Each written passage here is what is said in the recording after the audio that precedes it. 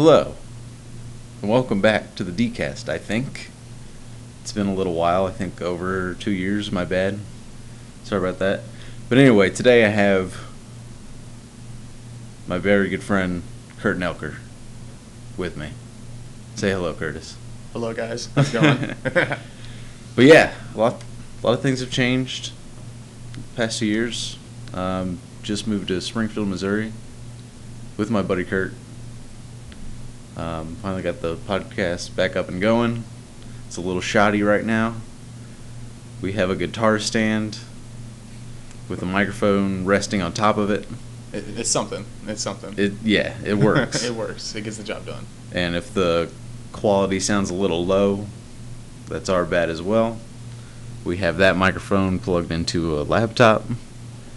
It's pretty professional, I'd say.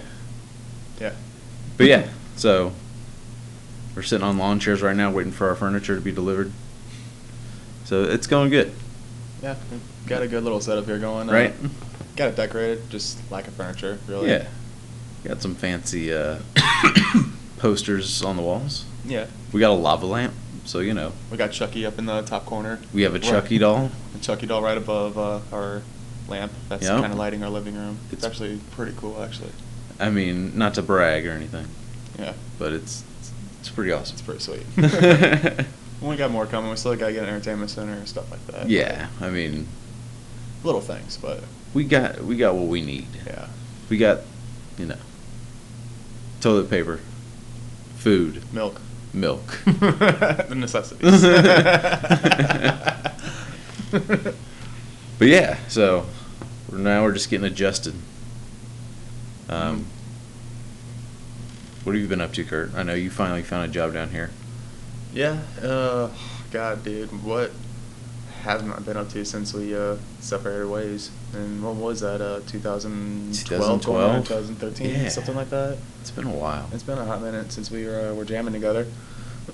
But, yeah, as you know, I went to Cape Girardeau, went to school down there for a little bit and everything. Turns out that kind of was somewhat of a waste of time because they were wanting me to retake a bunch of my music theory classes or just music classes in general, which I passed with flying colors at East Central.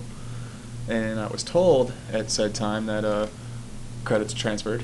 Mm-hmm. And, well, one semester, oh, hey, guess what? We need you to retake these classes. Lo and behold. Yeah, lo and behold, you need to retake these classes, and you got to pay us more money. I'm like, no.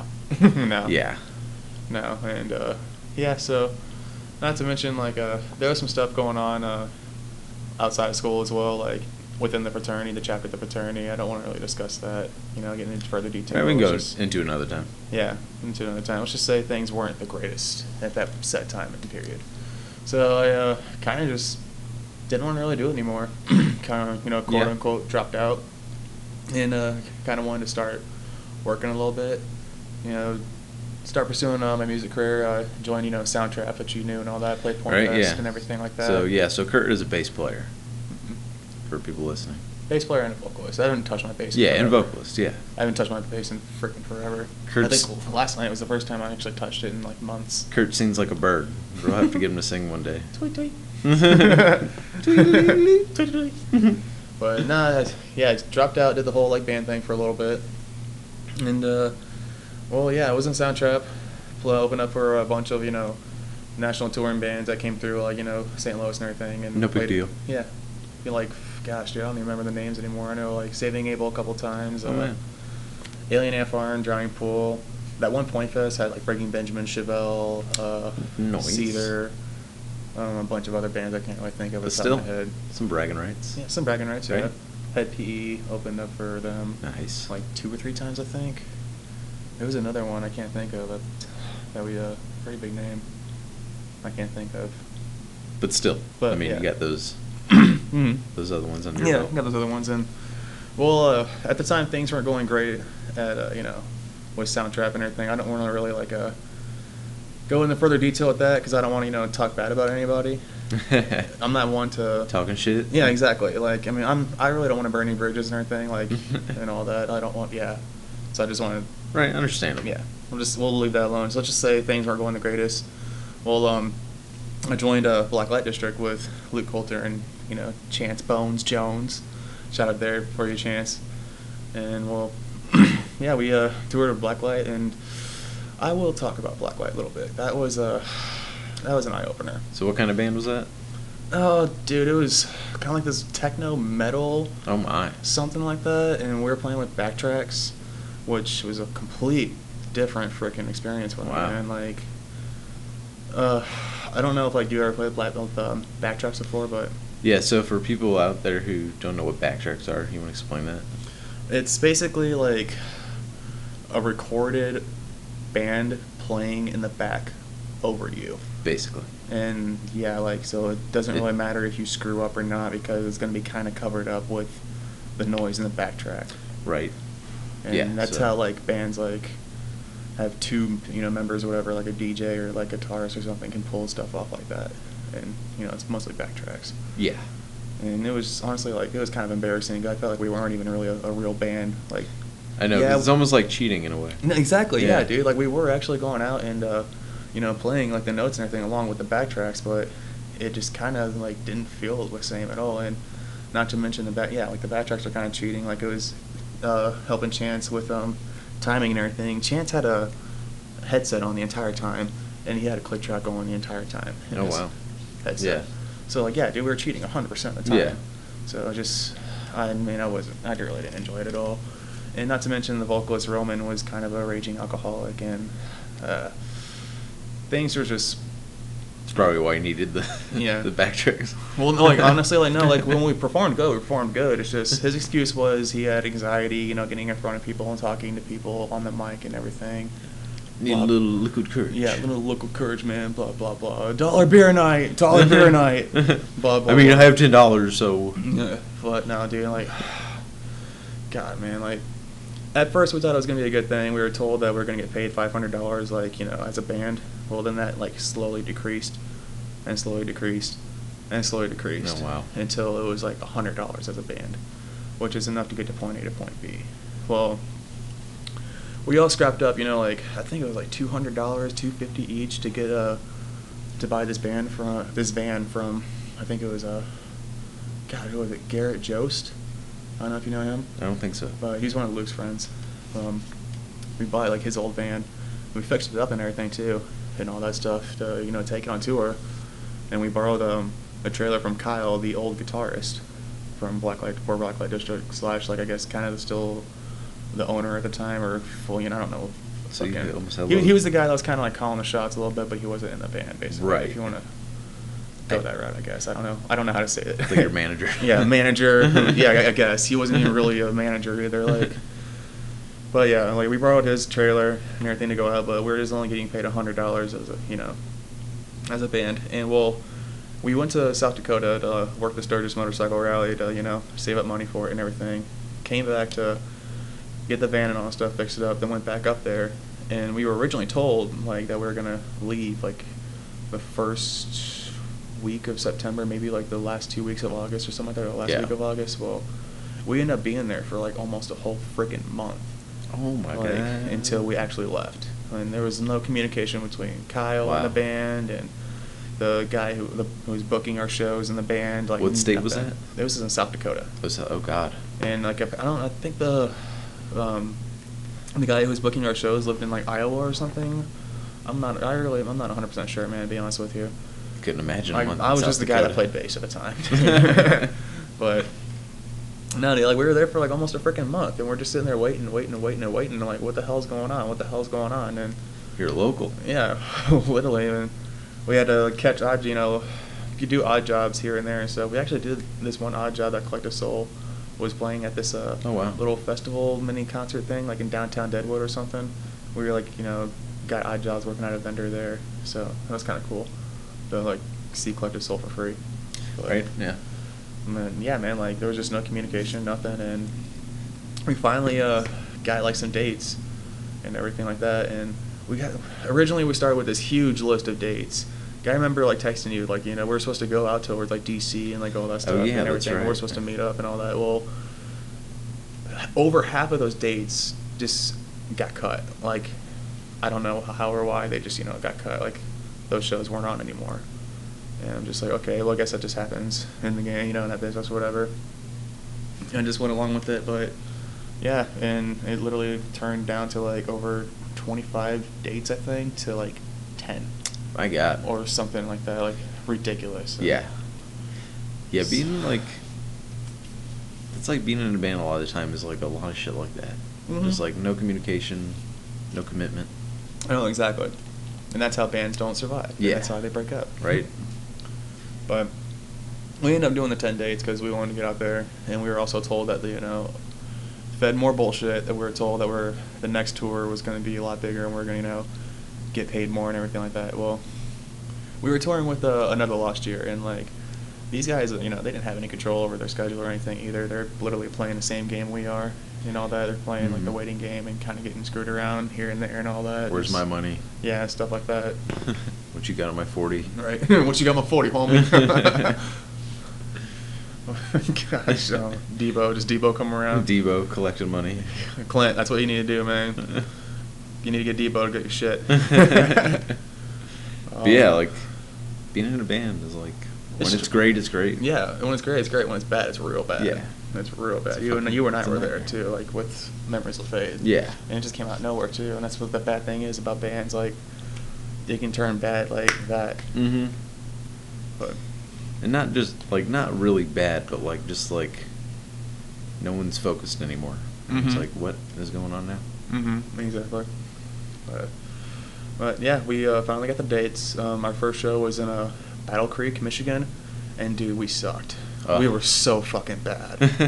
Dude, it was like bad. Guitar Hero. No, dude, it was worse, man. Like, what happened was, I think Luke didn't have his guitar pedals or something set up, like, completely right or whatever. And yeah, I've been there before. It sucks. He kept walking around and kept tripping over his one of his cables or whatever, one of his cords in his guitar, like, pedal and everything. Yeah, it kept coming out, and he kept losing a signal to his wireless to his amp, and the guitar kept going out and kept going out in the middle of our set. We started off that set great, like the first 2 songs were awesome. By the time we got to the third song is when we started having problems. Yeah. Man, dude, it was bad. We were so fucking bad, dude. That's not how I wanted like my first. Ooh. Oh, dude, it was so bad, man. I feel Get like the fuck off the stage. Oh, dude, it was so embarrassing. Like we literally like had a good crowd in front of us, and it just dwindled and dwindled and dwindled. It was so bad. Oh my god. I mean, that's not how I wanted my first show. I was out of the St. Louis scene to be, man. But I guess it happens. Just gotta shake it off and keep going forward. But that's faith was dwindling that day. Yeah, it was. It was bad. Dude, it was pretty bad. It was pretty embarrassing. But we turned around the next day. God, I don't remember where the hell this town was. It was like some really small town in the middle of nowhere. We played at some small bar or whatever. Like 3 touring bands. Us, who Black Light District at the time. Another Lost Year and Alicia. Man, there was another one too. It was the 4th one actually. Who was it? Artifice. Those guys are awesome, by the way. Look up Artifice, guys. Just gave you guys a shout out. And Elysium and Another Lost Year. Look them all up. They're great bands. But Artifice. Nice. Dude, they're like cool name. Yeah, it's sweet, man. It's kind of like this, almost like an '80s metal type of vibe. Oh wow. But it's like more modernized and everything, or like an '80s rock or whatever ish. Like, dude, it's pretty sweet, man. You gotta check those guys out. Artifice. But yeah, so God, I can't remember where the hell this town was, but it was in some town in the middle of Michigan in some small-ass bar. And we actually did play a lot better show that time in front of, like, the 4 or 5 people that were there. Which, I mean, hey, dude, you're going to play shows in front of 4 or 5, It's always the case. Yeah, exactly, yeah. Did we play a really good show one night when we was, like, a high schooler's, like, graduation party? Yeah, and there's, 10 people there? No, yeah, not even that. It was Jake Brown's then girlfriend at the time. And, like, it was basically, like, her, a couple of her friends, and, like, her family. Yeah. That was really it. Yeah, but, like, we played a good show that night. It was a good show. Like, I mean, honestly, some of your best shows are going to be in front of the smaller crowds. Yeah. Like, believe it or not. I guess it's the nerves or whatever that... I don't know. Yeah, I don't know either. But there are a lot of times when I played a soundtrack that we played in big shows, when we played really good shows in front of those big crowds. Because you feed, like, you did adrenaline, you feed off the crowd. Right. That would be cool. It's great. I'd love to play in front of thousands of people. Yeah, dude. Well, we did those 2 shows in Michigan. Then we came back to St. Louis for a week, to practice a little more. And this is another thing that was messed up with the schedule too. It was like 2 shows, couple days off, 3 shows, couple days off, 2 shows, couple days off. Like, it was stupid. Oh my god. Ugh, it was dumb, dude. It was not even really a tour.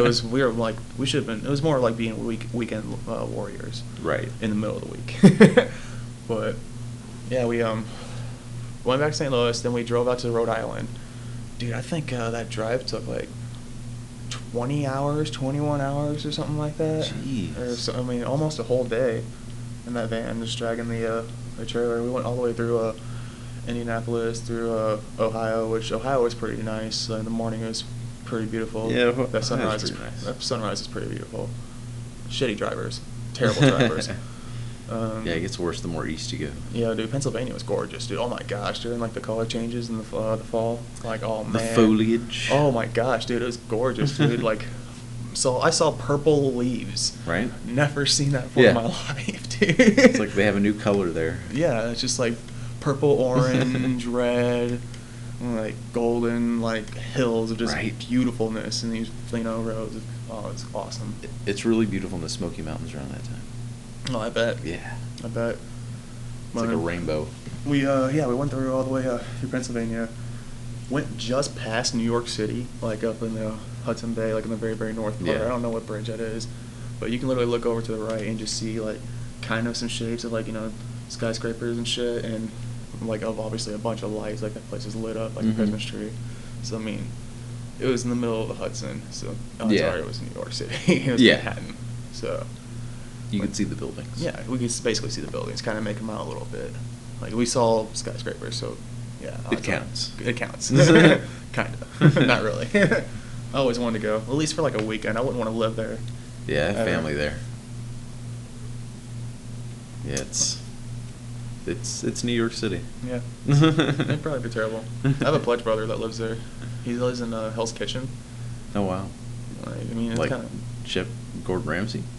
No, I'm like, well. Or is it like it's a place called Hell's Kitchen? There's a place called Hell's Kitchen, wow. like Daredevil, like. Oh man. Yeah. That's a real place. He's got an apartment there. He works on Manhattan. He takes the subway to work every day and all that. I really don't know what he does either. Yeah. I don't know. That'd be way too busy for me. Yeah. I mean, don't need a car. Why would you need a car? No, yeah, you don't need a car at all. Especially if you're in the city. That'd be crazy though. Just take the bus and the subway. Yeah.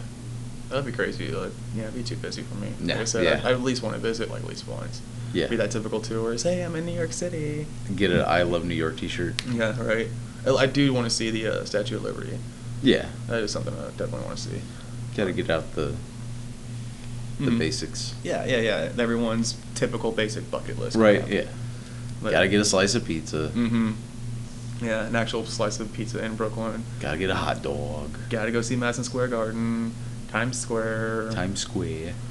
Actually, like, I mean, it would be cool to be like in New York City, Times Square, like during New Year's Eve, New Christmas? Year's, yeah, no, not Christmas, Or New Year's Eve. I can't talk. No, right now, fuck sorry. that. I would hate to do New Year's Eve. I mean, it would be cool to see the ball drop. I mean, that would be pretty cool. I mean, kind of, but like so many people. Yeah, Like, I it's can ridiculous. see that. But Christmas is pretty awesome in New York. I can see that. 'Cause, like, it's crowded, but like not like the New Year's Eve thing. Yeah. But yeah, man, we ended up passing New York, went to Rhode Island, went to Cranston, Rhode Island, and dude, it was pretty sweet, man. Rhode Island was pretty awesome. Oh, yeah? It was gorgeous. I don't think I've It was ever been to gorgeous. Rhode Dude, those we went to the Atlantic Ocean. I forgot which town, which little beach it was, but dude, there was like these big. Quahog. There was Quahog, yeah. There's these big ass freaking Victorian houses on the beach, like on the pier and everything too, and all that. Uh-huh. Oh my gosh, it was awesome as hell. It was gorgeous, and it was like the first week of October. Like, mind you, we went back to South Dakota like at the end of August, first week of September, and didn't actually fully start our tour till the first like week of October. Oh wow. So like, Man. dude, like it was a mess, but Jeez. yeah, like the water, like the Atlantic Ocean was gorgeous. Yeah. And like the first week of October, that water was actually still like swimmable. Right. So I'm just like, all right, this is cool. And yeah, we went and played the show, and we played. We're supposed to play another show. Like, yeah. Wait, hold on, I gotta remember. Sorry, my memory's kind of. Mm-hmm. We're getting old. We're getting old. Sorry, and this was a few years ago too, like 3-4 years ago too. Okay, so yeah, we played the Rhode Island show. Then we played a show in back in Pennsylvania. and that was like some small bar too, a small show as well. You know, like 5 people, 6 people. I think like the biggest show we played was the last show of the tour, but I went to Pennsylvania, and then we had supposed to have another show in Ohio, but that ended up getting canceled. So we wanted to go to Cedar Point instead, which Cedar Point was awesome. That was cool. Which state was that in? That was in Ohio. Oh, Ohio. Yeah. We played Rhode Island, then went to Pennsylvania, and then we were supposed to play one in Ohio. Oh, I think it was supposed to be like Columbus, Ohio, and then it got canceled, and we were just like, oh, Cedar Point's not too far away. Let's go to Cedar Point. Set up Cedar Point. Yeah, and that was pretty sweet, actually. Just this huge amusement park, roller coaster park on Lake Erie. Dude, it was cool. Nice. It was sweet. But, yeah, did that. And then I think we had like another break, and we had a show in like Tennessee. And then, shit, where was the next show I did that? Did you go to Kentucky? No, we didn't have one in Kentucky. I don't think we had one in Kentucky. It was Tennessee. Indiana? No, it was Tennessee. Then we went back to Ohio. Oh, okay. Or no, it was Indiana. No, it was Indiana. Indiana. Yeah, it was Indiana. Fort Wayne. That's what it was. Fort Nice. Wayne. It was like one of the Halloween shows. I started one of the few bigger shows we played. I actually got sick that day. Oh yeah. On the way up to Fort Wayne, I was driving most of the time, and I actually somehow caught like a cold or something. Got sick. Like everybody else was sleeping in the van. I'm the only What? one driving.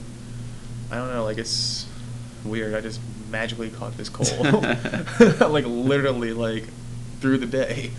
And my throat was like, you know, getting all scratched up and dried and everything. I was starting to cough up these huge, nasty, like bloody loogies and everything. Ew. Like, oh, dude, it was not good. And It's like I played alien. that whole entire show, and even sang and everything. Like my part's like sick as hell, dude. It was not fun at all, and it was kind of weird, dude. Like the people who own the venue, like one of the security guys had like this apartment, like kind of above the venue, but it was really, really weird, dude. It was like an old like hotel kind of thing or whatever or something. It was Wow. supposed to be like an old hotel, and they just turned it into like apartments or something. But it was definitely like old apartments, like what we're kind of in, but maybe older, maybe a little more rundown. Yeah. Like, but dude, it was weird, really weird. And man, hey, at least we had beds to sleep in and stuff like that. We didn't have to sleep in the van that night. Dude, the 4 of us sleeping in the van sucked, especially with me and Roman being the 2 bigger guys and Chance and Luke being the smaller guys. Like, it was not Right. comfortable. Thanks, Mr. Security Guard. Right. But no, it was cool. It was definitely cool, especially me being sick. Like, Right. it was awesome. Like, I literally played the set and then went back up to the apartment and How kind of that man. Yeah, and crashed the rest of the night. Like, Did he make everybody- you tea? No. No. I took I think like 4 hot showers. Nice. Right, might as well take advantage. Right. Well, I mean, I was feeling like crap too, and like the only thing for some weird reason that would kind of clear everything up or help somewhat clear everything up was a hot shower. Took a nice bath. Took a nice bath. Mhm. Yes. So like. Had some bath salts. No. But yeah, the next morning I wake up and I'm starting to feel better. We're trying to head out, and well, apparently Roman hooked up with a girl from the night before, and Right. I'm just like, all right, go Roman, and well, she comes out of the building and she's. How can I say this? She looks great. No. How can I say this without being a complete asshole? I'll just leave it at that. Let's just say it's something you really wouldn't be proud to wake up next to. And he even like had that reaction too when he came out. Like she was all talking to us and everything. And Chance is eating this shit up because Chance is a fucking asshole as he is. He's just like smiling, talking to her, smiling. And Roman's just like, guys, let's just get the fuck out of here. Guys, let's get the fuck out of here. I'm really embarrassed. I And just- boinked her. Like, yeah, dude. Like, Reminds me of a beer fest. He wakes up to Oh it. yeah. Like why? I knew it all Come the on. time. Yeah. Cuddles up with her. But yeah, man, like and that was also a problem with Roman too. He drank all the time, every single night. Like I said, he drank. 'cause He's just looking for a little slap and tickle. Yeah, a little liquid courage, or looking for slap and tickle. But no, for real, like he was something else, man. He really was. I think he just Roman. I just think he didn't have any self-confidence, really. I think his Enough beer self-confidence. goggles are a little too blurry.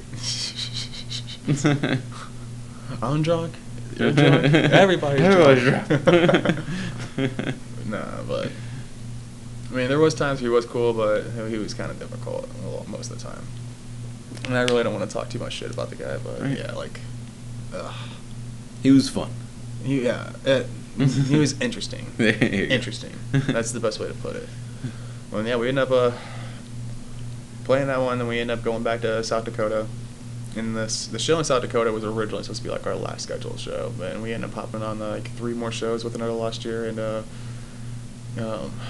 Idaho Falls, Joliet, Nebraska, and somewhere else. Well, the Joliet, Nebraska show was the show with Saliva. That was on Halloween. And God, where was the show before? No, it was Casper, Wyoming, because that was the show of my birthday. It's very appropriate for Halloween, Casper. Yeah, but no, we played Casper on the 30th on my birthday, and then we played Joliet, Nebraska on the 31st. Well, close I enough. got so damn drunk on my birthday, it was ridiculous. Oh, dude. And, well, the next day I'm hungover as shit, like complete shit, and didn't get any good rest because, you know, sleeping in the van, we're sleeping on the road and everything like that.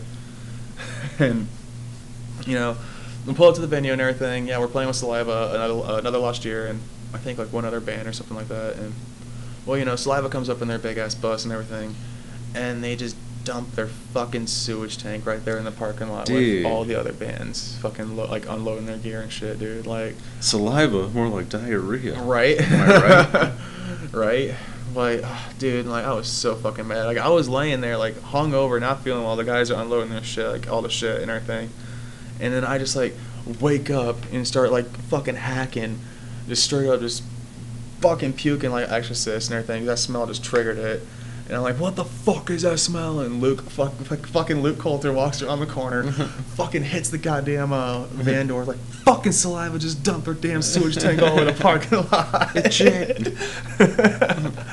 And, oh, dude, it's fucking hilarious. But not hilarious, dude. Like, it was a dick move. And they said, like, they did it on accident. Like, bull fucking shit. Right, Like, how do you do that shit on accident? There's no button on the fucking... Oh, we accidentally dumped our shit. Yeah, there's no goddamn button on the dashboard that says, you know, dump sewage or dump septic tank or whatever. You're like, that shit ain't no fucking accident.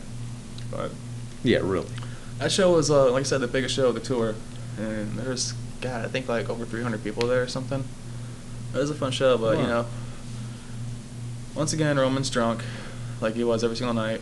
And we just dropped them off, and then we left. And then we didn't go back on tour with them. Oh, please tell me you took a shit on Saliva's...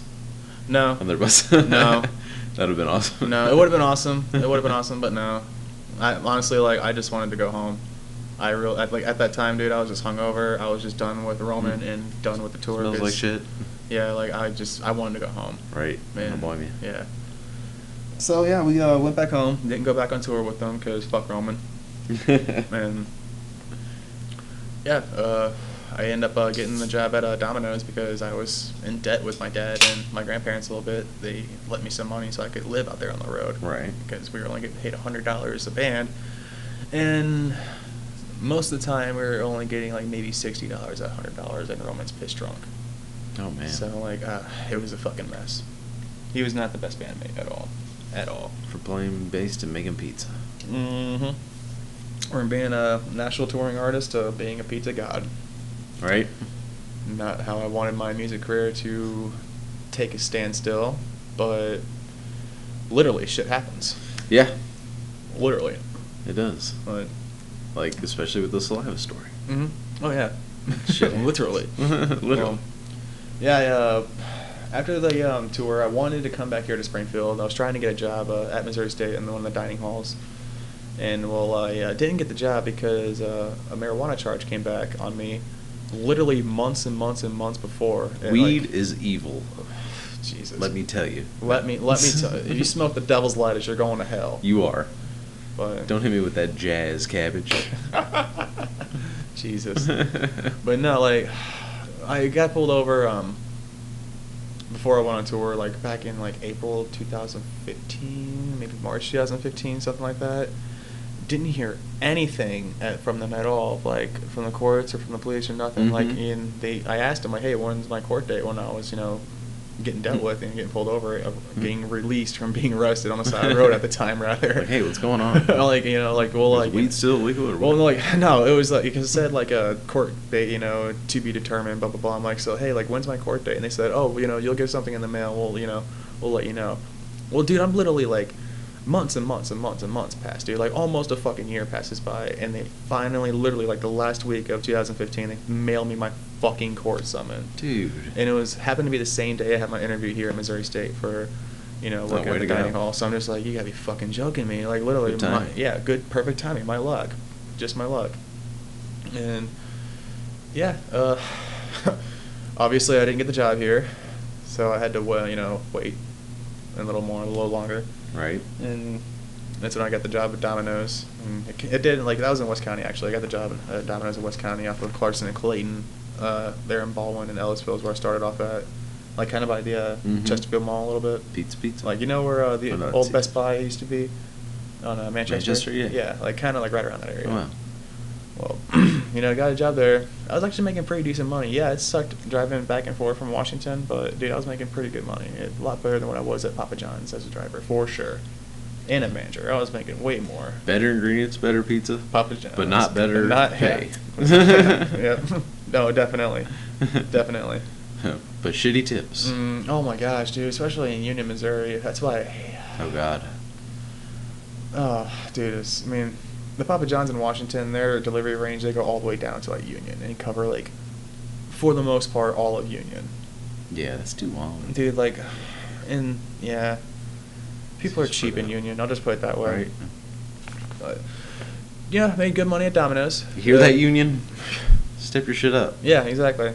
Tip pizza guys. Seriously. Everybody out there, tip pizza guys. Everybody. They don't that delivery charge. They don't get any of that shit. They had to fucking find a parking spot. Right.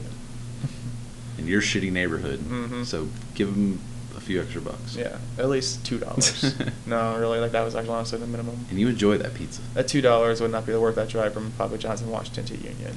No. No, I need to do Give me a 5 ski. Yeah, I'll probably say, give me 4 or 5, and we'll be good. We'll be fine. But yeah, the Domino's in Ellisville made good money, dude. Yeah. A lot bigger houses, richer area, wealthier area rather. If you want to be politically correct. White people.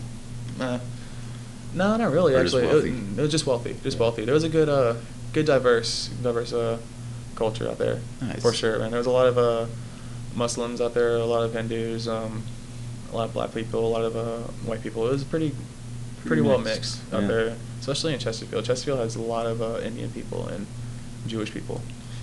Yeah, that's how Virginia and D.C. is a lot of Indian. A lot of 7-Elevens. A lot of Like 7-Elevens. that, I think we'll come again. Thank you, my friend.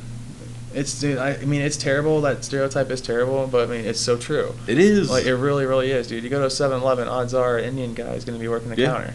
And that's what it was. That's what it was in the Chesterfield one too, man. Right there at my Domino's, man. It was just, there was one real rude Indian guy too. Next customer, please. Yeah. Your total is $3.95. Thank you. Have a nice day. I'm sure that's how he talks normally or whatever. I'm probably not doing the best impression. But dude, he from my end, it was rude as fuck. He was really pushy. He just it seemed get out of here, get out, white boy. Get out. It was alright. I just want a Gatorade. Yeah, it was alright. Domino's is okay. It had its times. And, the franchise owners there. Did you get sick of pizza? Oh, dude, absolutely. Did you? Absolutely, man. I'm still sick of pizza, man. I barely even eat pizza now. Even working at Emo's, I don't eat. I could imagine. Maybe eat a slice, maybe 2 tops, but I can't stand pizza. Even the shitty party pizzas or those Jack's pizzas, man. I can't do it, dude. I just can't. No, yeah.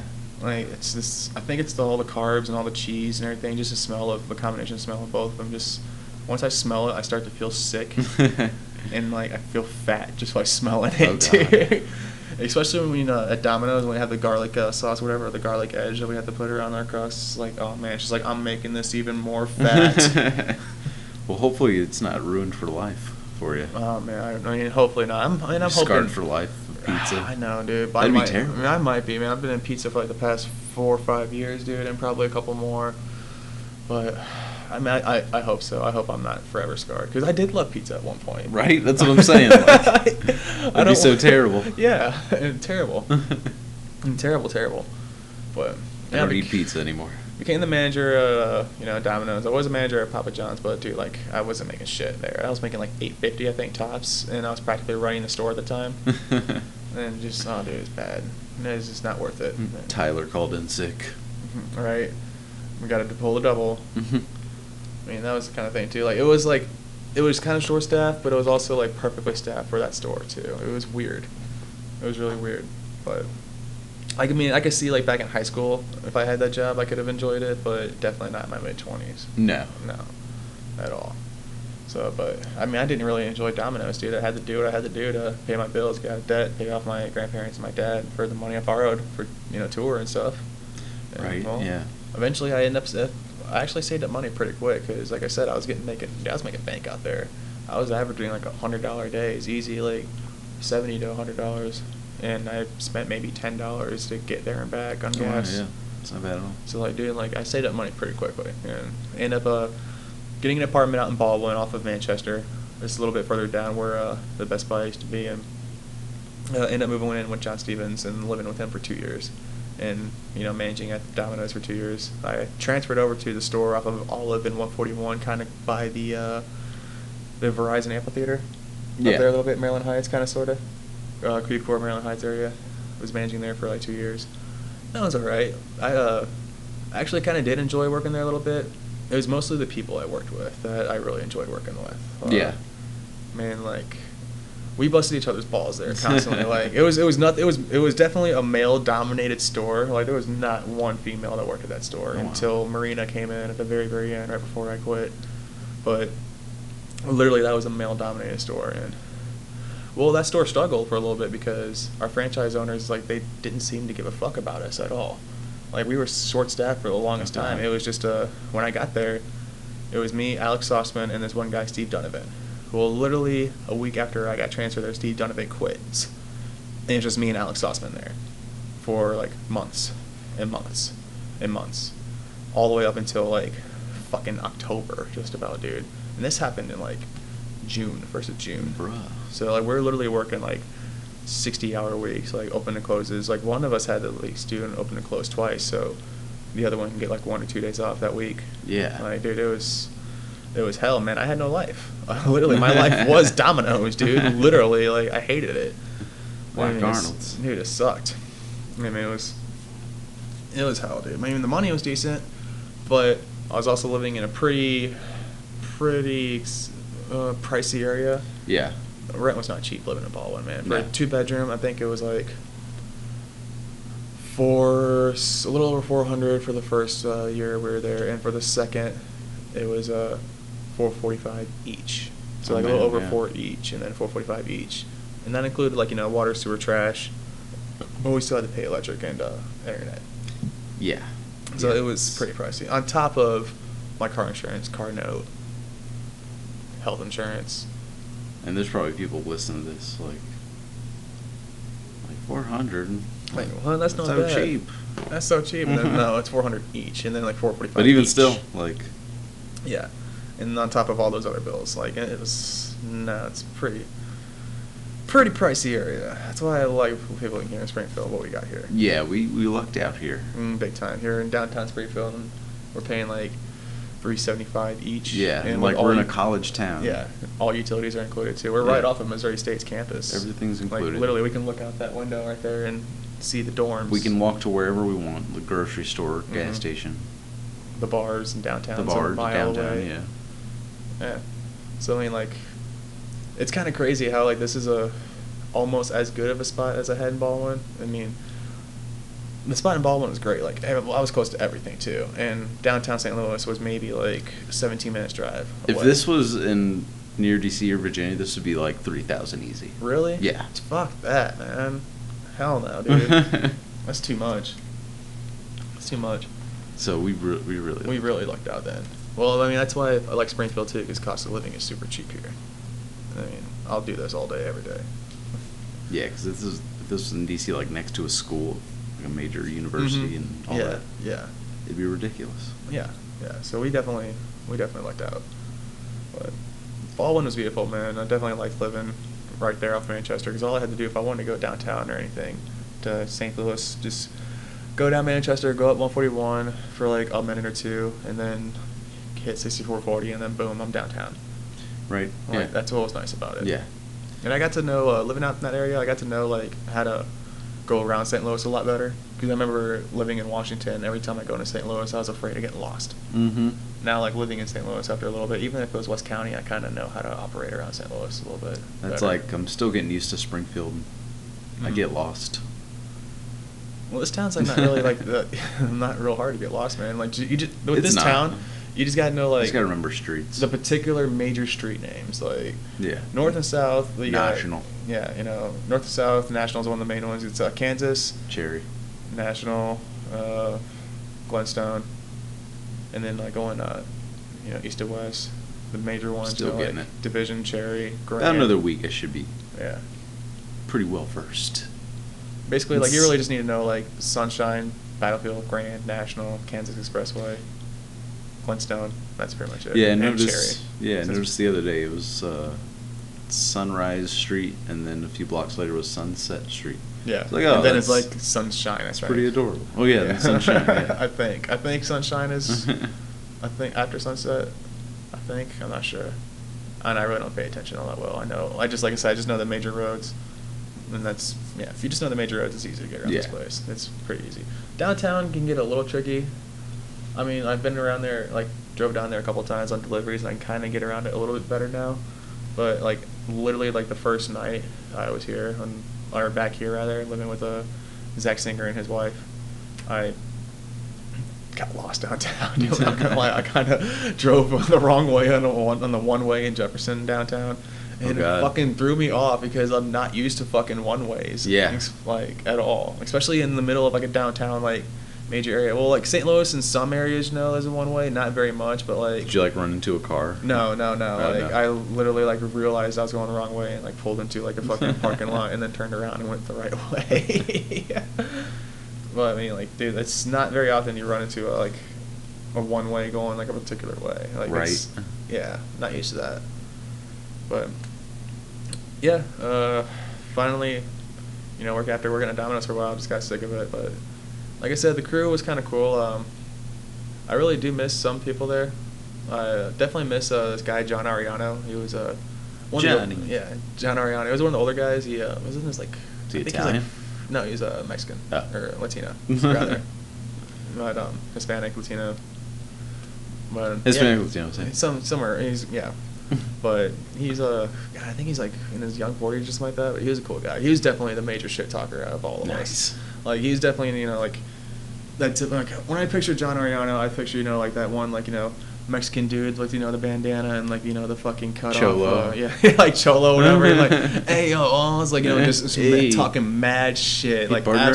literally like talking absolute mad shit, dude. Like he would literally like.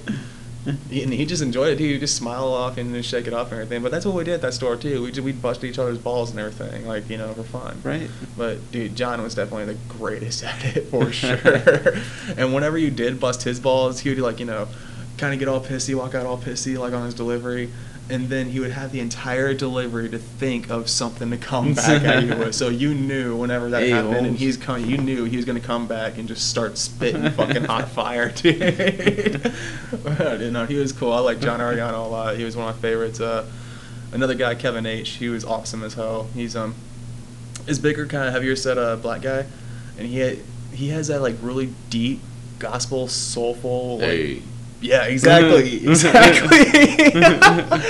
Hey, man, how's it going, man?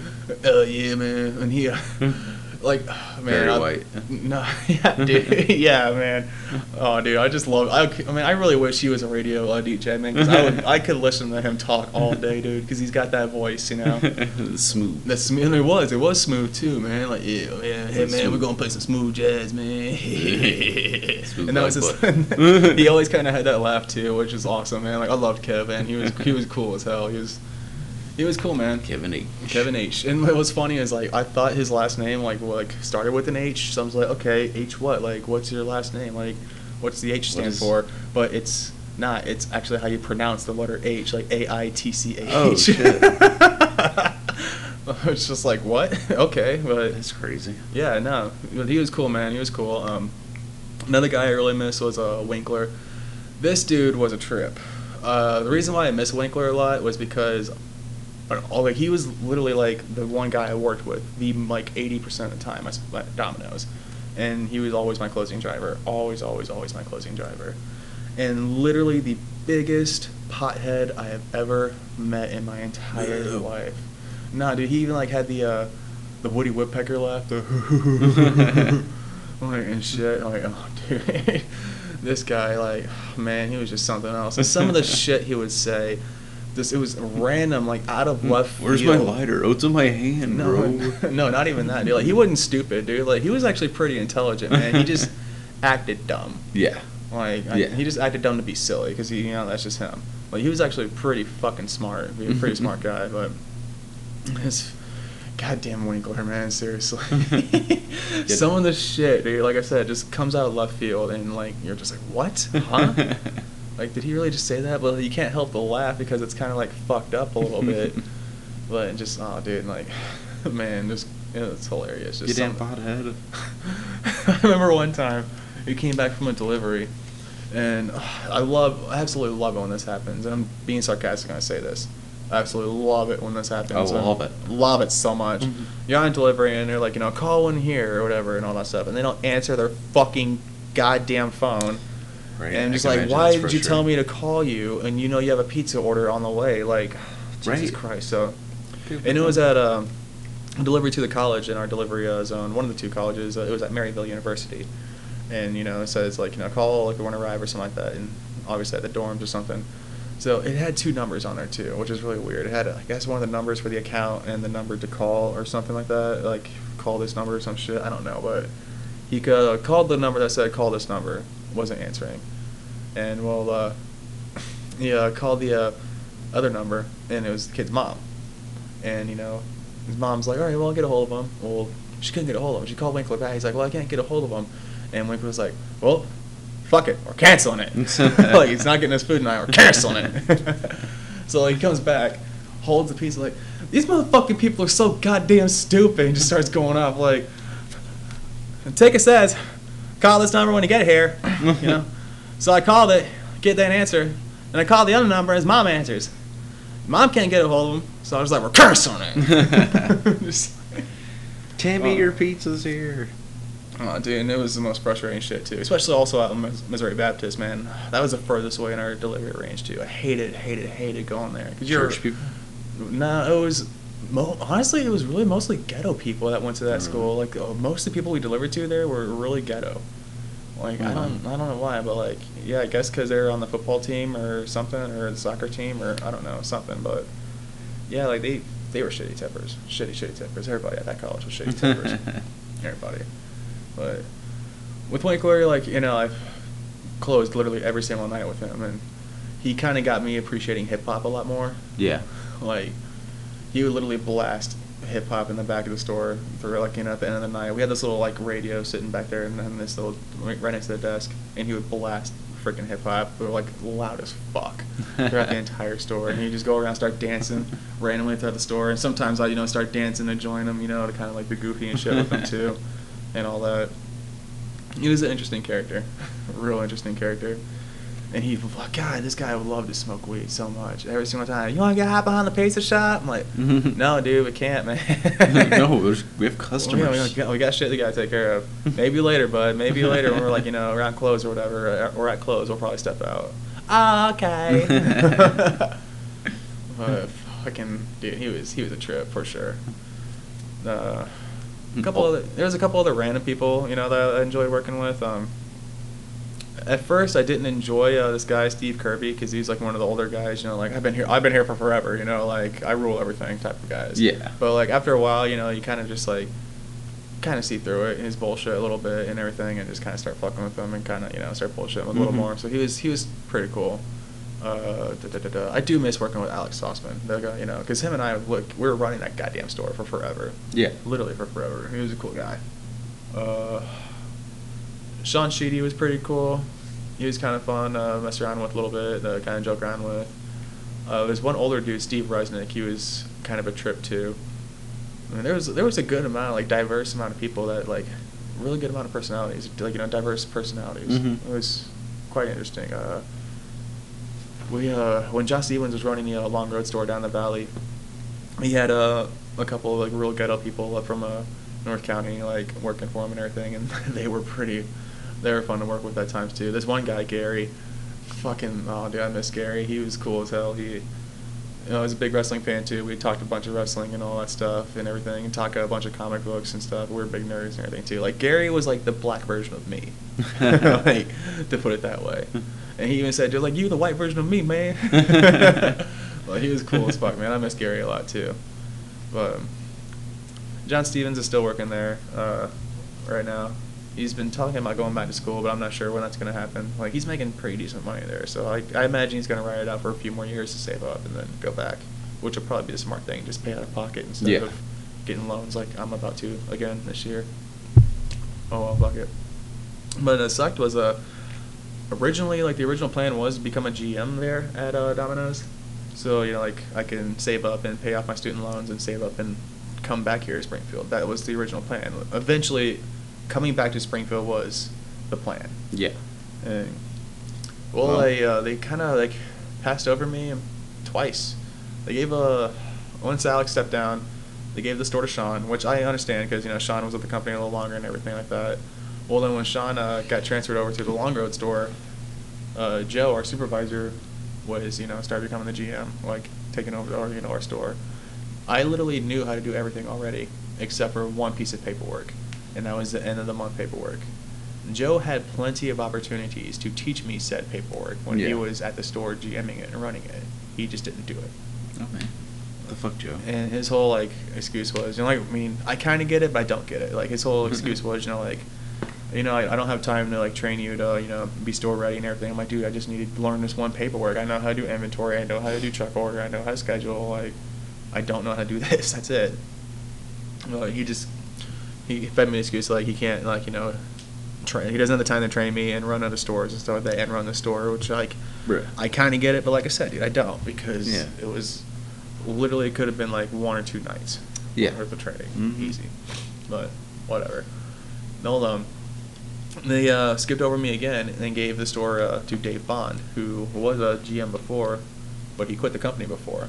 But they rehired him back and gave him another store, which I'm just like, okay, well, like, I'm done with you guys. Right. I'm done waiting. Like, I'm done waiting for a job that's probably not going to happen now because he's literally skipped over me twice, and I don't know how to do one piece of paperwork. Fuck y'all. So, like, basically, yeah, like, fuck you guys. I'm going to go back to school then. Like, yeah, seriously. I'll just take out more loans. As much as I don't want to, I'll just take out more loans. Yeah. So, yeah, fucking, yeah, I think that hit me, I think it was in October or whatever when I made that decision. Or no, it was like October or November is when I made that decision to come back to school. Well, I finished out working at Domino's and all that stuff. Now you're here? Yeah, now I'm here. Well, went to WrestleMania, which was awesome. By the way, I want to talk a little more about WrestleMania, too. Like, that trip was sweet. And for, like, you know, those people who, out there, if you ever want to go to, like, down in New Orleans. Yeah, dude, it was awesome. It was amazing. Great time. But those of you out there who ever, like, you know, want to go, like, to WrestleMania or anything like that, or anything, like, huge like that, definitely get a travel package. Definitely a travel package for sure. It was so worth it. I think we paid like $1,350, $1,400 each, something like that, and we got the hotel included for the nights we were there. Tickets for the Hall of Fame, which is Friday, the NXT Takeover, which is their developmental / minor league, on Saturday, Mania itself on Sunday, Monday Night Raw on Monday, plus access tickets, 2 sessions to WrestleMania Access, which is their convention. You can meet and greet the wrestlers. Ours was Saturday and Sunday morning. And like I said, plus the hotel accommodations with all that. So, like, dude, we got all that shit for $1,350, $1,400. And our seats for each event were fucking absolutely amazing, dude. Yeah. Like, oh, dude. Our better seats were the Monday Night Raw, for sure. We were on the side where we can actually see the ramp and them coming down and everything. The takeover tickets are pretty cool, too. The Mania tickets were good. But, like, there were times where I caught myself looking at the big screen instead of watching it actually in the ring, because it was just almost a little too far away to actually, like, sit there and watch comfortably, like, in the long distance in the ring, you know? Yeah. But, I mean, it was cool.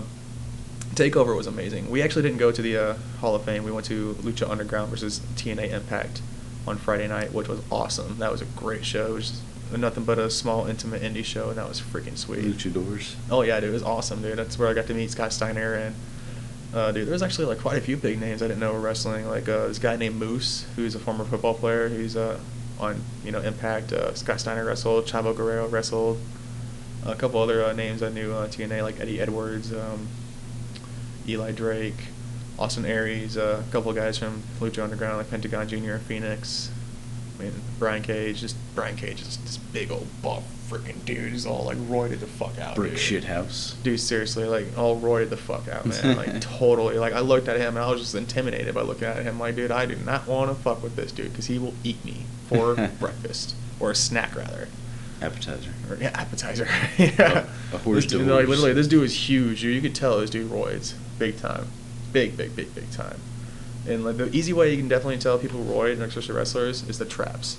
And actually, Molly Sweeney, my friend Ryan Catterson's now fiance, told me this, that it's the traps. You look at the traps; they're like really huge, like mountains. Odds Like are, right above your shoulders. Yeah, like odds are they're on steroids because they're not supposed to look like that. Plus, there's also like body acne and crap like that. And you can also kind of see like shot marks in their veins sometimes in their arms. But, Tracks. Yeah, tracks. That's what it is. Tracks, not shot marks. Tracks. But I don't do drugs. I don't do drugs either, but we know this. Yeah, I just know this. We're from Washington, Missouri, where heroin's huge, and we happen to know these things. So, but yeah, dude, it was cool. Mania itself was awesome. Getting into Mania was kind of a bitch. All right, we get there like right at like 4 o'clock, like a little before 4 o'clock. Kind of a funny-ish thing happened that kind of also like freaked me out. John grabs the wrong ticket. He grabs one of his WrestleMania access tickets and not his actual WrestleMania ticket. So like Ryan and Molly get scanned in. Like I went with John Stevens, Ryan, Molly, and it was me. So like Ryan and Molly get scanned in, and John's before me, and John's ticket's not working. And he's like, "Hey man, like like what's going on? Like my ticket's not working. Can you check your ticket?" Isn't that the real quick?" worst feeling? Yeah. Oh and dude, shit? like my gut dropped too because I'm just like, "What? Are you sure?" And I looked at it and everything. And I thought I said WrestleMania Access, but I didn't say anything at the time because I was also kind of a little drunk too. We were pre-gaming for Mania a little bit, not as much as we did for Monday Night Raw. But yeah, like I looked at it, I was like, "What?" And like and the lady was just like, "Are you guys all together?" And we're all like, "Yeah, we're together. We bought these tickets from WWE.com and everything from their travel package and all that." And she's like, "I don't know. I guess I'm not sure." Like she's like, "Let me see your ticket." And she grabs my ticket, scans me in. So I'm in. I can't fucking leave now because I'm scanned in. So me, Ryan, and Molly are scanned in, and John's outside, still like outside. We're still like standing outside with him. God. But us three are scanned in. So we can't fucking leave now. So like, anyways, John's kind of freaking out. I'm kind of freaking out at the same time too because John was the one who had the money up front for all 4 of us to get this. Yeah. We when I was living with him, we looked online. Literally the night we looked online, he's like, "Dude, these are gonna stop going on sale tonight. We need to get these now. I have enough money to spot all of us. Just tell Ryan and Molly that we did this and they owe this much." Right. Which I'm glad they did. And Ryan and Molly even told me, "We're glad you guys did that." Because our original plan was we're going to rent a hotel room and just get a Mania ticket, which would have cost way more than what we spent. Yeah. But yeah, doing this saved us hundreds. But yeah, like us 3 are fucking scanned in. John, I guess, has got to go to like the ticket box office or whatever to figure out what the fuck's going on or something. And well, like I'm freaking out, dude. Like I'm looking around, like looking back, looking at Ryan and Molly, looking back, and like Ryan's just like, "Dude, there's nothing we can really do right now. Like, I guarantee you that he grabbed the wrong ticket. I guarantee you he grabbed his access ticket instead of his Mania ticket." He's like, "Just chill out, man. They'll get it figured out." I'm still freaking out because I feel bad. John's the one that spotted all the money for us, dude, and I don't want him to fucking miss WrestleMania and us 3 like watch it without him. Like, "Hey man, thanks for spotting us the money. Bye. Thanks for spotting us the money. You don't get to watch it live like we do." I'm like, "No, dude, I'm not like that." But so yeah, we're in the Superdome. Fucking place is packed, dude. The hall is so damn packed. Like, there's no system going on at all or nothing. Like, people aren't walking or nothing. It's all like kind of pushing, like kind of elbow to elbow and shit, and like kind of pushing through the crowd. Like, I'm kind of like pushing through people, kind of making a fucking way for Ryan and Molly to get through, and like, it was kind of a mess. And some people are kind of get all fed up, and literally like we all start this chant, "Let's keep walking." Let's keep walking. And literally like it magically worked. Like it magically worked. Like people started walking and started clearing a little bit. I hear Ryan in the background like, dude, we should have fucking started that chant a long time Right? ago. They should start that chant at every event, concert, anything. Look, we get in, into our seats. We're in like the lower bowl a little bit, kind of back a little bit, but in the lower bowl. And I'm just absolutely fucking stunned and amazed by the setup. They had this whole like Mardi Gras theme because obviously we're in New Orleans, Right. but like just the lights and the stage and everything was just so fucking beautiful, dude. Like all Mardi Gras colors and everything. It was just gorgeous. Like the whole the ramp was like this big Mardi Gras mask with disco balls as the beads at the end of the hat, the Mardi Gras hat and everything. Dude, it was fucking beautiful looking as shit. And Sounds fancy. I'm looking around, like worrying, like where the fuck's John? Where the fuck's John? Where the fuck's John? Like freaking out, worrying. Like I shouldn't be, because Ryan is more like, I'm thinking Ryan's right. Ryan's more likely to right. He just could probably grab the wrong ticket, but I just can't help but to freak out, Right. And I finally I hear Ryan like, Curt, here comes John. I'm like, what? Where? And like John's coming down, the aisle and everything. Like 2 big ass beers in his hand. And I'm just like, awesome, sweet. He's like, yeah, I grabbed the wrong ticket. It was on this, the nightstand next to the bed. Oh God. He literally ran like 6-7 fucking city blocks back to the hotel and back to the Superdome, dude. Like full on ran. And John Stevens is a big guy too. Yeah. Like he was huffing and puffing. He ain't running dude. anyway. Like, no, dude. Like, he was huffing and puffing, man. Damn. But Mania was cool, man. Like, I think the whole problem with Mania was it was just too fucking long. It was like almost 7 hours long. Oh God. Because Jesus. Last year in Orlando, there was some problems. Like people, like some of the wrestlers were complaining that they were on the pre-show and they're wrestling in front of an empty house. Well, like this year, that wasn't the case, dude. Like that house was like 75-80% full at 4 o'clock when the pre-show started. Damn. And it was a battle royal, which was pretty cool. And then it was a cruiserweight match, and then the women's battle royal. But it started off pretty good. The whole Mania itself started off like fun, dude. It was hot. It was fire. It was on fire. The triple threat match at the beginning was awesome. The Ronda Rousey match was surprisingly really good. I thought it was going to be really shitty, but dude, it was surprisingly really good. The Daniel Bryan Shane McMahon match was good, but you can tell the crowd was starting to get really tired around then. And it also didn't help much that they were running out of food and shit at the Superdome. God. Like they were literally running out of fucking everything, dude. Like everything, and 75-80% of that crowd's drunk. Yeah. Right. And they've been there since 4 o'clock. We want food. Like, yeah, we want food. Like it's just, oh, dude, it was. You can definitely tell the crowd started getting restless, and we don't want pretzels.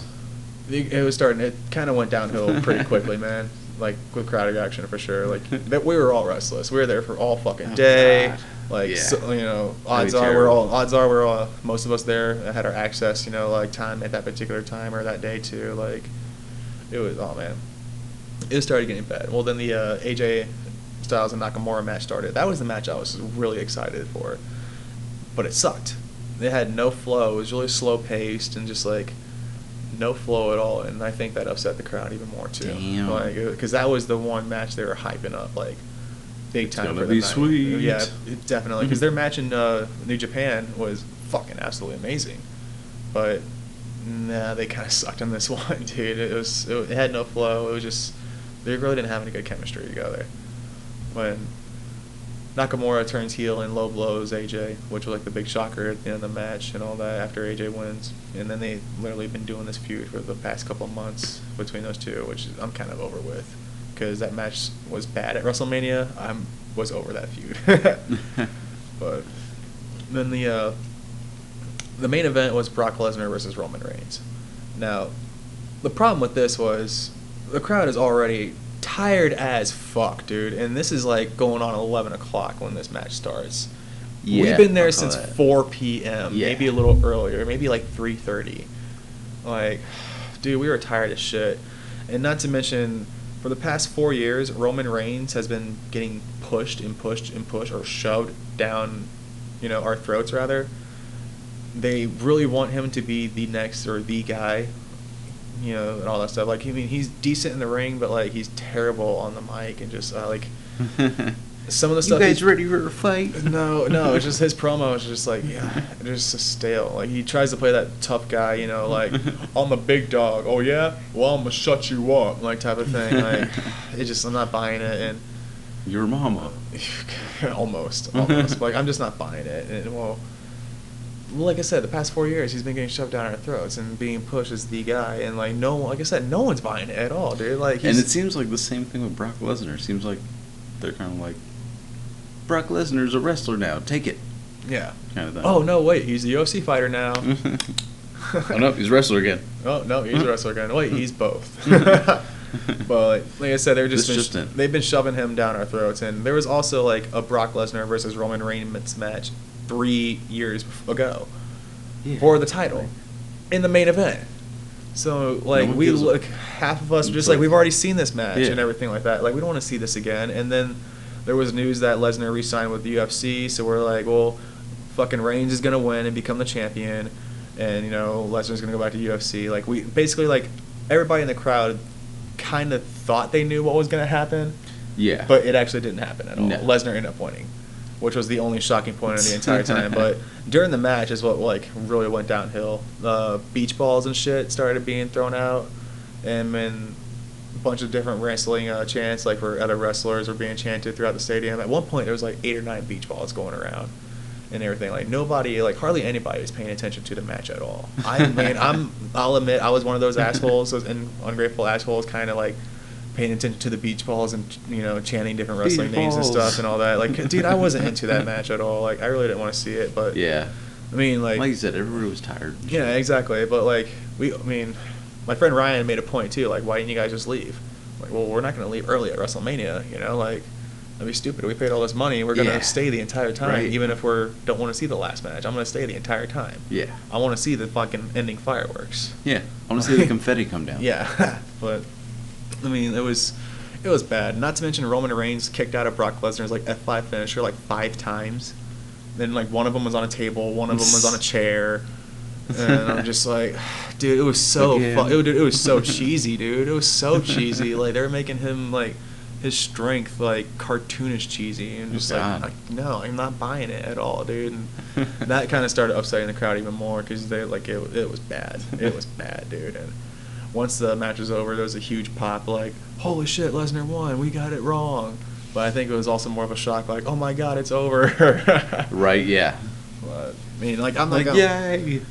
I'm not gonna lie, like, I definitely felt bad afterwards, because, like, Ryan made a point, like, you know, like, they're in there entertaining us and everything. It's kind of disrespectful for what we did, which... But then again, they should know better, like, to be like, we're going to give you the same match again. Mm-hmm, exactly. They could have booked it a little different. They should have put the AJ and Shinsuke match last and have that tired crowd, and then have, you know, Shinsuke low blow AJ at the very end of the show, and that would have been a lot different. Yeah. But, I mean, like, I did feel like an asshole a little bit, because I'm like, yeah, no, he's got a point, because he made that, actually, it was Molly that made the comment, like, how would you feel if, you know, there was some dude that was chanting Freebird or, like, heckling you at a show? I'm just like, yeah, you got a point there. Like, Freebird. We've had those assholes yell Freebird at shows. But, like, no, she's got a point there. And I was just like, yeah, you know, you got a point. I do kind of feel bad, but I didn't want to see that match at all. Like, I mean, I could have left, but I'm not going to leave early at WrestleMania. Yeah. Like, I didn't pay $13.50 to fucking leave early in the final match. They know people have been sitting there for 7 hours. Dude, yeah, exactly. They could have booked it a little different. Yeah.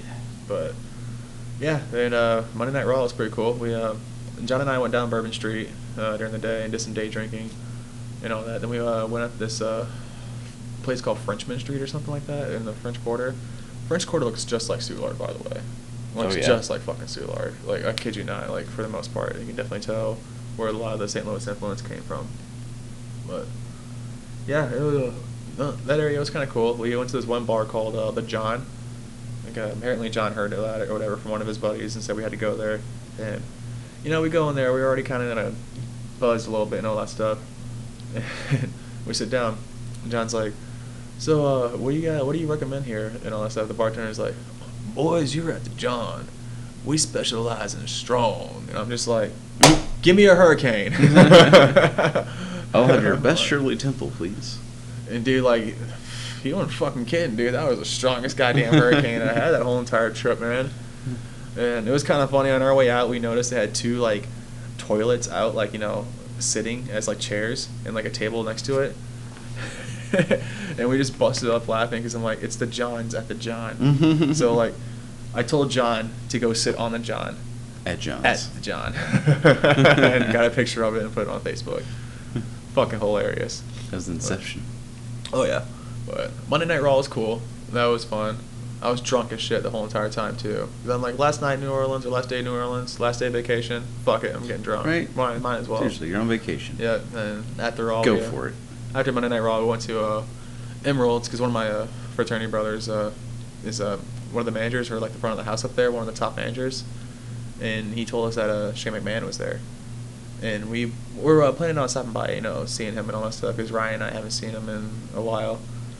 And yeah, like we stopped there, and there's Shane McMahon, like hanging out with his kids and his wife, chilling. just chilling and all that. And we're just sitting at the bar, sitting there talking bullshit, and kind of like peeking over here and there, peeking over here and there. Like, should we go over there? Should we go over there? Should we not? Type of stuff. And well, like finally, like this one random kid was getting a picture or an autograph, and then Ryan's just like, fuck it, and gets up and walks over, starts speed walking a little bit. And I start following him. Ryan goes up to him, and is like, hey Shane, I'm sorry, man, we don't want to be those guys. And Shane, like, cut him off. He's like, no, dude, it's totally cool, man. Are you guys all together? Do you guys want a picture, a group picture and then one individually? And we're just like, yes. Like, yes, dude, please. yes, please. Like, dude, he was freaking awesome. He was by far the nicest, most humblest person Right. out of all the It's good people. to know there's some nice. It was awesome. Out of all the people we met, he was cool. And yeah, dude, got to meet Shane McMahon. Nice. Trish Stratus was definitely the second nicest. She was actually the only person that like asked everyone like people's names and everything. Like yeah, so she was cool. Ron Simmons was really cool. Kevin Nash was cool. I can tell that he wanted to get out of there because I was like one of the last people that saw him, and it was like on the last day too. But yeah, Scott Steiner was pretty cool. Yeah, it was a fun trip. Nice. It was a blast. Bourbon Street, oh my gosh, dude. We went to Bourbon Street Friday night actually.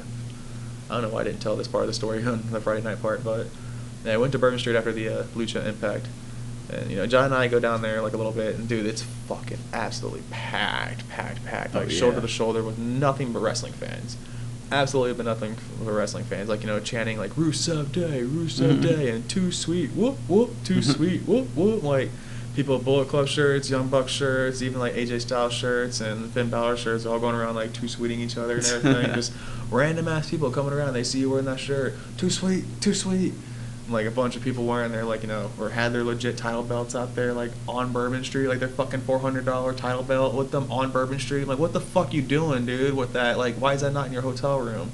Yeah. I would not be walking around in downtown New Orleans on Bourbon Street with the goddamn $400 replica title belt, dude. No way, man. No way, dude. But like, no, it was kind of cool, dude. It was definitely a different atmosphere. There was impromptu wrestling matches, which was hilarious as hell. We ran into this one wrestler, No Way Jose. I didn't even realize it was him until John told me. He was like, Curt, No Way Jose. I was like, no, dude. And I turned around. No Way and Jose. I kind of like started dancing and singing his song because he's like his whole character is like come out there and start dancing with the Marachi line or whatever and all that stuff like with the Congo line and so the Congo line and everything and just started doing the Congo and all that stuff, being like the happy like dancer and all the character and all that stuff. Like once I started singing and dancing a little bit, he turned around, had a big old smile, and kind of started dancing with me for 1 second, and then kind of went on his way. So it was kind of cool actually running into a wrestler random like that. But dude, the trip was cool, man. Like I said, I definitely recommend it. I would totally go back to WrestleMania next time it goes to New Orleans because it was freaking sweet. Yeah. It was awesome. It was awesome. It was a blast. Yeah, I haven't watched wrestling in so long. Besides a couple times like last 2 days watching it with me. Yeah. Besides watching when Curt getting caught back up. Yeah, a little bit. It's actually gotten a lot better. Like I did kind of quit watching it. I used to be a huge wrestling fan all the way through when I was a kid, and then I think like my junior year in high school through like my freshman year in college, I stopped watching it because it got really shitty. Like really bad. Like the storylines were terrible. Like and everything. Like the Miz was the champion and. Like, I stopped watching like 2002-ish. Oh, dude, that was one of the better times, like best eras. Yeah. It was in that era time. Yeah, that's when like Brock Lesnar debuted and Randy Orton and a few other people. Like that was actually a good era. It started getting really shitty like around 2010-ish, is when it started getting really bad, or 2009-ish. It was like really bad between 2009 and 2013, 2014 is when it was really bad. And then like NXT kind of started doing its thing a little bit and started bringing like, you know, the whole underground indie wrestling vibe to the WWE, and watching that on the the WWE network, I'm just, dude, I got addicted to it. I'm just like, dude, this is awesome. Because these guys, like, they're actually like, you know, kids in their like, you know, late 20s, you know, young 30s and shit, actually legitimately like going all out, like putting their bodies on the line, diving through the ropes, doing high flying moves. I'm like, dude, I haven't seen this wrestling since like the early 2000s, man. Like, this is what wrestling's been missing, instead of this little like flashy kiddie crap that's been going on the past few years. Like, it's gotten better since Hogwash. It's gotten better since NXT's came out and everything, and those people that were NXT at that time are now on the main roster and actually making the shows more watchable. They even signed some other wrestlers from other programs like AJ Styles and Samoa Joe, Bobby Roode. Like, they signed a couple of people that were really big in the indies and like on the opposing companies, promotions, right, and all that. And it's actually getting a lot better. Like, there's actually legit good wrestling now. Like, the stories are still kind of bad, ish a little bit. Like, I'm not. I think that was why, because that's why I stopped watching it. Because the stories. Because like, if you ignore the stories, man, and actually watch the in ring. Like, what's going on? If you ignore the stories and actually watch the in ring, dude, it's pretty good, man. Like, they got better wrestlers now. Yeah. Some of the stories are pretty good. Most of them are just shit. Lately, Monday Night Raw has been terrible. It's been really hard to watch Monday Night Raw lately. It's so bad. But yeah, it's gotten better. But yeah, that happened. Went to Mania and worked at Domino's for a little bit longer. Right. Now we're finally here. Finally in Springfield. Took for frickin' ever to get moved in here. Right. Yeah. Like, goddamn it. Took a while.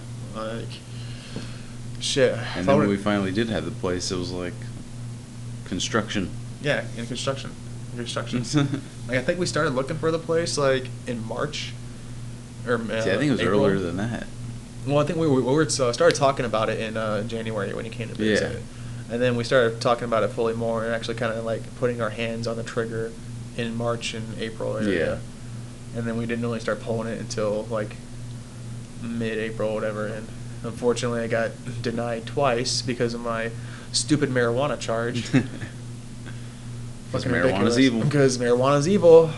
And even though it'll kill you. Even though I did probation and cleanly, finished my probation and all that shit, and just they were still like, they're like, no, you're a criminal. You're a criminal. The fuck ever, dude, for real. The fuck ever. As the fucking meth tweaker and pedophile walk by. Right, and a drunken driver just happens to kill a family just up the block. But no, like. But no. But no. You smoke weed. No. We can't have that. Can't have that. No. Not here. Not in this Christian state. Yeah. This Bible thumping state. Yeah. Ridiculous, man. Like, you get caught here, like in Missouri, like basically anywhere in Missouri, you're going to jail. Yeah. Except for St. Louis, they decriminalized up to like 100 grams or something ridiculous in St. Louis. But, yeah, I mean, your best bet in Missouri is just to happen to come across a cop that is cool with it. Yeah. It's like, all right, well, I have to take this from you, but, be more careful next time, kind of thing. Yeah. No, that didn't happen to me. Like, I did kind of, one of the cops that pulled me over, like, before, kind of did, like, let that happen, but not really. Like, yeah. He was cool with it, He didn't arrest me and take me to jail. He just basically, like, wrote me my ticket and everything and let me go and all that stuff and let the courts do their things. Of course, I got a lawyer and got down to littering. But, yeah, I mean, one cop, at least there's some cops out there that are pretty cool. I mean, if you're pretty cool with them for the most part, they're going to be cool to you. And some people are going to be out there and say, like, you can be cool to a cop and, still get your ass beat and still, be, like, patronized and blah, blah, blah, blah. Like, no, dude, that's not true. Yeah. If you're just like, yes, sir, no, sir, yes, ma'am, no, ma'am, be cooperative and just do what they say, you're going to be fucking fine. Yeah. Like, for real. Like, I don't get it. Like, what gets I think what starts the whole like police brutality thing, most of the times at least. Well, I mean, in some places, is I can see how it starts with the person like getting all upset, like the driver or whatever, like getting all upset or something like that, saying like, why'd you pull me over for, man? blah blah blah, yap yap yap. And when they come up to you, sir, we need you to get out. What do you need? What do I need to get out for? Blah blah blah, yap yap yap. Like I think shit like that doesn't help at all. No. But I mean, I know out there in other parts of the country, like cops will straight up come up and just start beating a motherfucker up. Oh yeah. I mean, that is out there for sure, and that does need to stop. Yeah. But like I just think, man, if you like just cooperate and just do what do what they say. Yeah, for real. And for the most part, you'll be fine. Just make sure they can see your hands. Yes. You'll be fine. Yes, absolutely. Make sure you can see your hands. That's why every time I get pulled over, my hands are on the steering wheel, Right. like flat open, where all my fingers are spread and everything. Yeah. So like, yeah. Yeah. I won't get mass beat. Well, I mean, Or tased. or tased. Fuck that. Yeah. Or tased. But no, yeah, God forbid that happens, But hey, you smoke marijuana. Don't smoke marijuana. We can't rent to you. People will not rent you an apartment, which is fucking You stupid. can kill somebody. You can kill somebody apparently, and still get an apartment, but you can't smoke marijuana and get an apartment. Stupid. No. Stupid as fuck.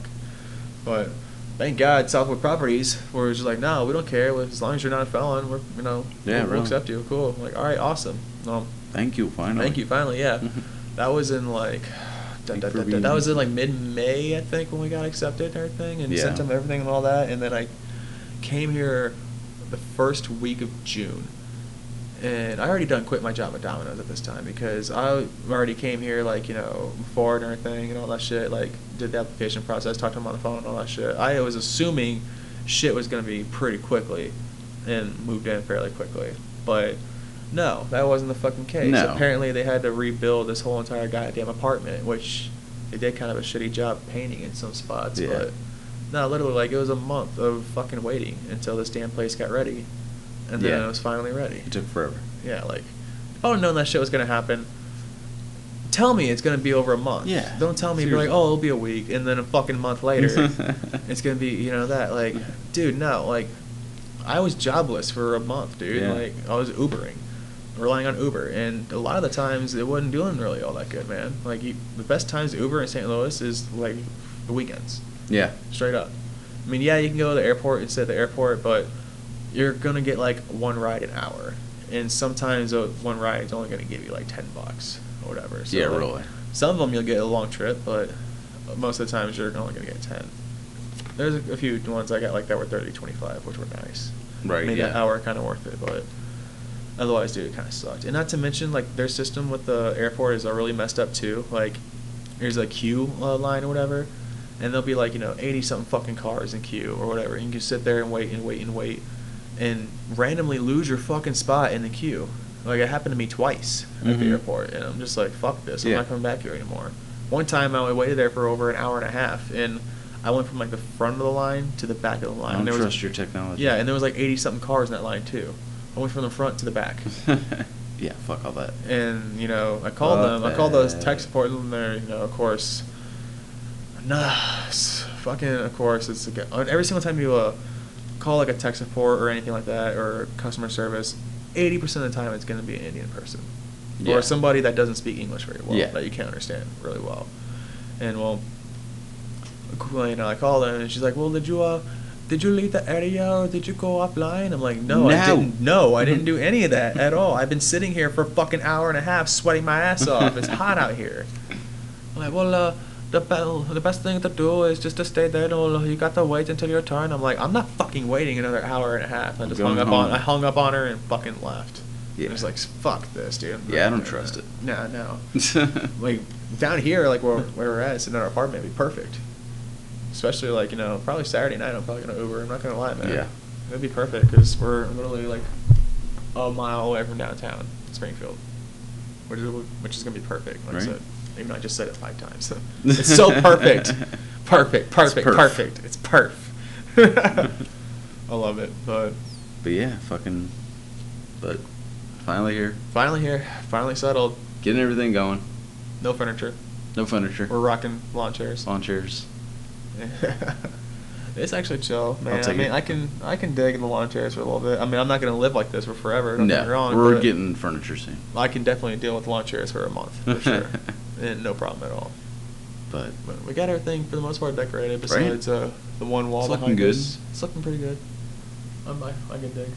It'll look a lot better in the coming weeks. Yeah, once everything's finished and everything.